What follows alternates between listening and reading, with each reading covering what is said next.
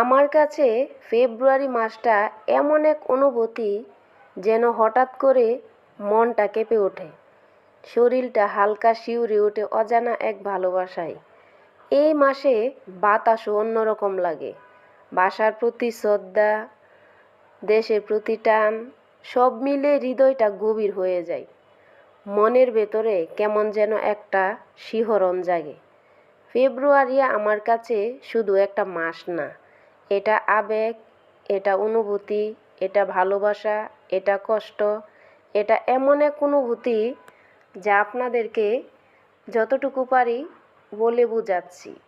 ফেব্রুয়ারি মাস মানে গাছে গাছে নতুন পাতা, অনেক ধরনের ফুল দেখা, অনেক পাতা ঝরে যাওয়া, তারপর হচ্ছে গিয়ে মানে সব মিলিয়ে একটু ভালো লাগা অনুভূতি, হালকা হালকা বাতাস, হালকা গরম অনুভূতি, সব মিলে আমার কাছে অনেক ভালো লাগে। আপনাদের কাছে কেমন লাগে জানি না।